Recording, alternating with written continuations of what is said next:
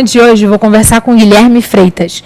E a gente vai falar sobre um tema que, a princípio, você pode não entender por que você está ouvindo falar no Trabalhador em Foco. A gente vai falar sobre a Revolução da Rússia de 1917. E a gente vai fazer um paralelo, exatamente. A gente vai tentar entender um pouco do que aconteceu 100 anos atrás e do que a gente está vivendo aqui no Brasil ainda. Alguns reflexos, algumas divagações. A gente vai entender um pouquinho mais sobre a importância, muitas das vezes, de nós termos coragem de uma revolução. Seja na nossa vida profissional, seja contra o patronal, seja às vezes contra a gente mesma. Fica com a gente que a gente volta rapidinho.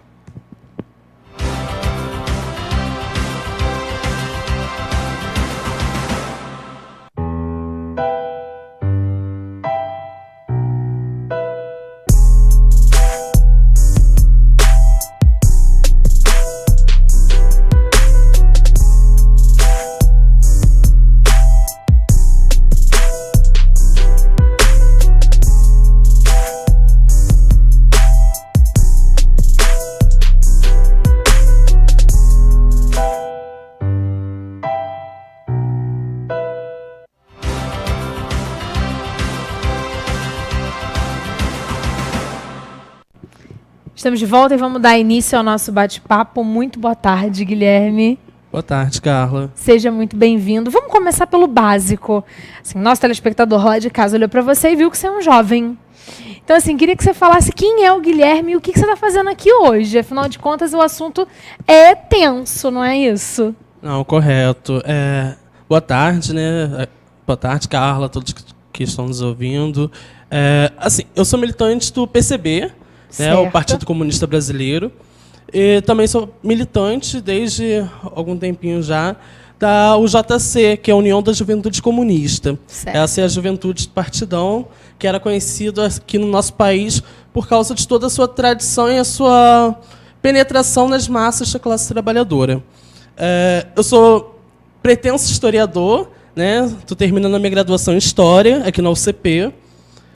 Também faço parte do DCE, estamos aí no movimento estudantil. Esteve no CDDH. Trabalhei lá também. No Centro de Defesa dos Direitos Humanos. Então, o que a gente pode perceber é que é uma vida inteira pensando no outro. Sim, e no coletivo. Sim, é uma vida inteira pautada no coletivo, né? Pautada na realidade da classe a qual eu pertenço, né?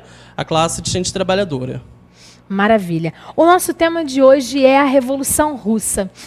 Básico, vamos tentar explicar para o nosso telespectador lá de casa o que nos levou a pensar nesse tema, na sua avaliação, qual a importância de se discutir a Revolução num programa voltado para o trabalhador. Então, exatamente isso, né? A Revolução de 17, em 1917, lá na Rússia, era um país feudal, onde o trabalhador não tinha nenhum direito, não tinha nenhuma expectativa de vida. Vamos por partes. O que é um feudal? Então, lá era um país, para ser bastante didático, isso, onde o trabalhador em si, lá não existia voto, lá não existia você escolher quem iria lhe representar ou quem iria comandar a vida política, social e econômica do país. Lá vivia sobre o czarismo, né? Certo. Então, vivia sobre uma figura autoritária, né?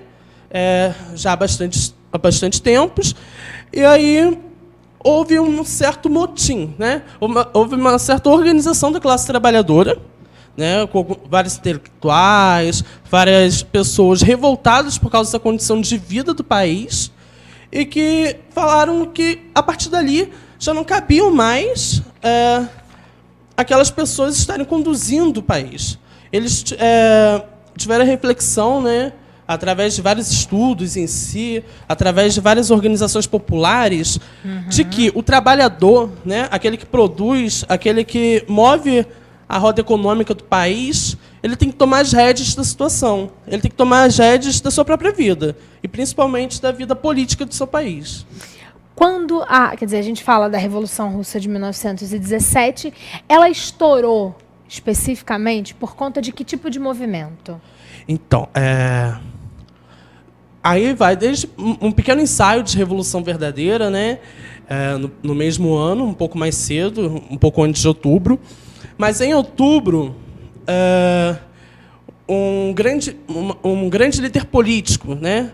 Um grande líder social, um grande nome, chamado Lenin, né? O camarada Lenin. Ele pega e organiza a classe trabalhadora, a massa de todos os explorados naquele país. E, principalmente, é porque tem uma mudança, né, no calendário da Rússia para o Brasil. Aqui a gente comemora em novembro, lá em outubro. Então, em outubro, na Rússia, se cria as condições necessárias, através dos fatores econômicos, de autoexploração, os entraves para que os trabalhadores tomassem coragem, né, através de motim, através da própria luta armada, tomarem as rédeas dessa situação.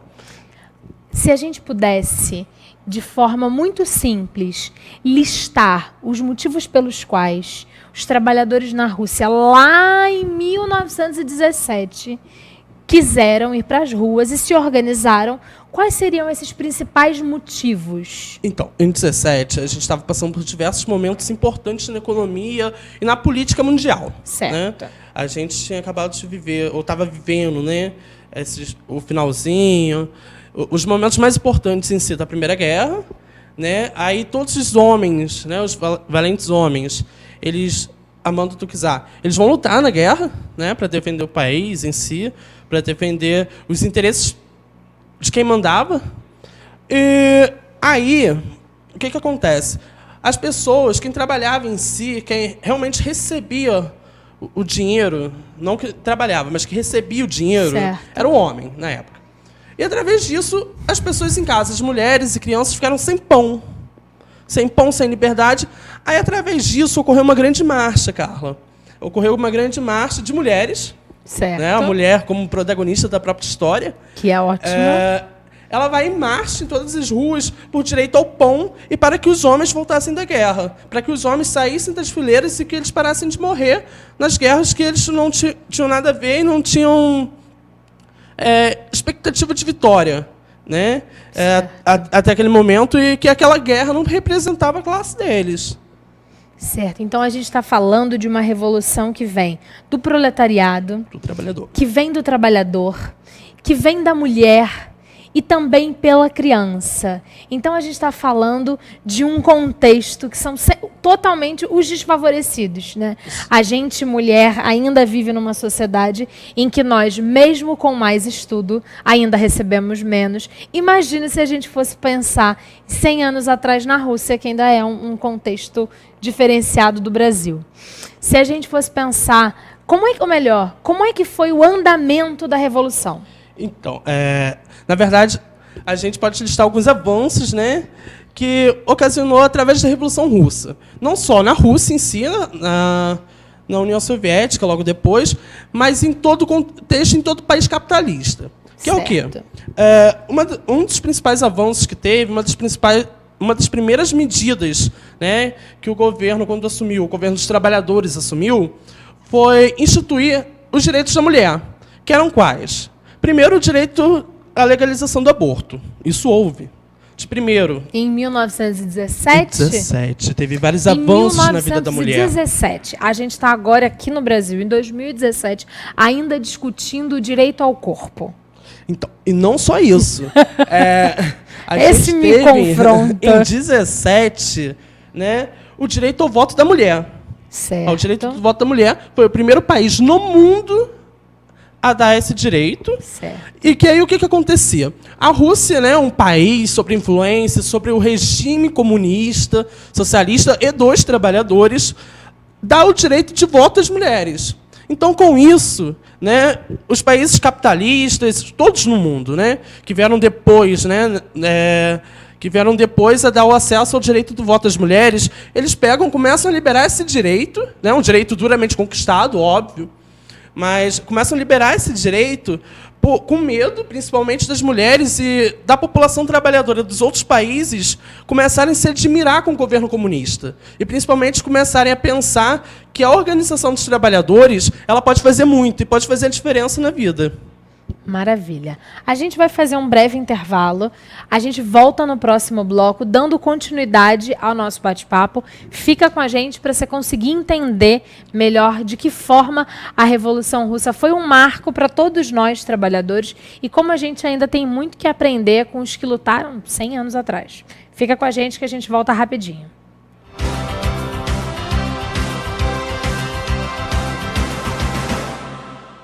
Se a nossa aposentadoria já estava em risco no governo Dilma, Temer assume o cargo com a promessa de acelerar a retirada de direitos e aprovar uma contra-reforma da Previdência até o final do ano.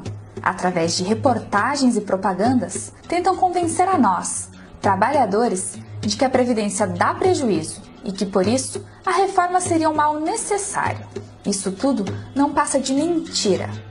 Mais da metade desse suposto rombo é causado pelo próprio governo, com renúncias de contribuições previdenciárias que deixaram de ser cobradas de empresas. Além disso, para chegar nesse rombo, o governo finge que todos os benefícios da Previdência deveriam ser pagos com as contribuições dos trabalhadores e das empresas.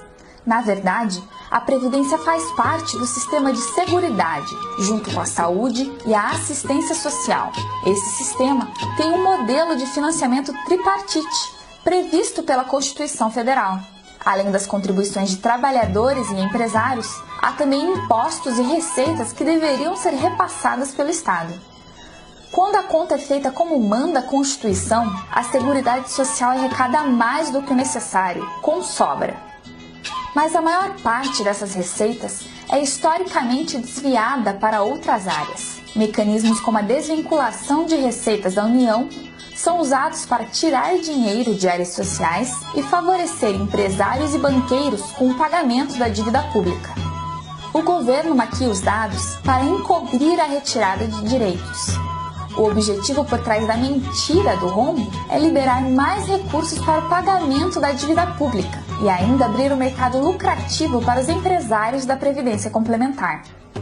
Empresários, políticos e a mídia comercial estão juntos para tentar jogar a conta da crise nas nossas costas. Mas nós, trabalhadores, somos a maioria da população. Estamos nas escolas, nos hospitais, nas fábricas e juntos podemos impedir qualquer tentativa de retrocesso. O caminho para barrar o desmonte da Previdência é a construção de uma grande greve geral. Ajude a espalhar essa ideia e junte-se à luta em defesa de direitos.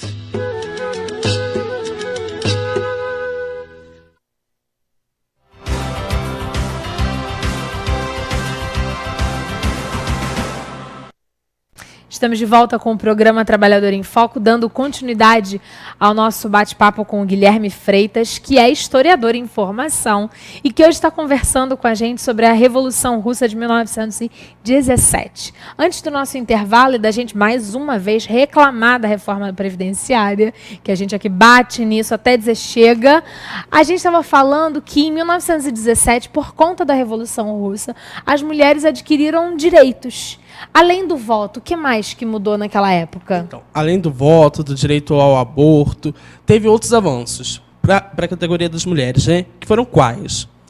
A mulher, né, ela sempre foi encarada durante a sociedade inteira. Não interessa qual fator do regime temporal da história, né? Ela sempre foi encarada como propriedade privada do homem, né? Isso aí a gente sempre tem que colocar. E na Rússia, né, depois do legado da Revolução de 17, depois de 17, a mulher ela ganhou o direito de usar seu nome de solteira, primeiro, e depois ela conquistou o direito ao divórcio, que antes não era permitido. Antes, só o homem podia dar entrada nesse processo por 1 milhão de motivos, né? Inclusive não gostei. Inclusive não gostei. Que é até hoje muito usado, né? Sim. Então a mulher ganha esse direito, o direito ao divórcio. Então, o que é muito importante, né? Mas esse é um direito bastante específico, esses que eu falei agora por último, das mulheres. Tem alguns outros que a gente pode citar, sendo que foram vários, vai ser impossível a gente enumerar todos aqui do legado da Revolução, nesse nosso tempo, claro. Que foram quais? A gente pode citar, pelo menos aqui no nosso país, que a gente teve o SUS, né? O Sistema Único de Saúde, que é público, estatal, era para ser de qualidade. Era para ser de qualidade de verdade. Então, mas lá era. lá, né, a gente nunca ouviu falar no mundo uma saúde pública. Ainda mais uma saúde pública de qualidade, né, sobre o domínio do Estado e que desse certo para a população. Uma das coisas que o governo socialista ele sempre viu foi o quê? O trabalhador, né, o trabalho em si, ele causa desgaste mental e na saúde do trabalhador. Exato. E, com isso, o Estado, já que lá você trabalhava não para um patrão, mas sim para a sociedade, né, o Estado ele deveria garantir a subsistência através da saúde para toda a população, de forma gratuita, né, de qualidade, principalmente de qualidade, e que ela chegasse aos 4 cantos do país. A Rússia ela não tinha todo o seu país debaixo da energia elétrica. Certo. Uma das principais demandas, né, e prioridades do camarada Lenin foi fazer com que a luz chegasse aos 4 cantos do país, até mesmo para poder erradicar a miséria através da educação que existia na Rússia, claro, né, uma maioria praticamente analfabeta, e principalmente para que a partir daí fossem desenvolvidos o esporte, a cultura, a União Soviética em si, né, foi um dos principais países que mais ganharam medalhas durante a sua existência, né, medalhas olímpicas. Isso é derivado de um aparato de qualidade que teve durante o regime. E claro que a gente sabe que da última vez teve uma questão de doping, todo mundo ouviu isso, mas historicamente, mesmo assim, a Rússia ainda é uma das grandes medalhistas, quiçá a maior medalhista do mundo, por conta do cuidado, do respeito e do incentivo. Sim, e principalmente essas medalhas, a maioria delas não foram de agora, tá, gente? Elas foram conquistadas após 17 e durante o período da União Soviética. Eu acho que é sempre importante frisar isso. Sempre é importante, né, ressaltar.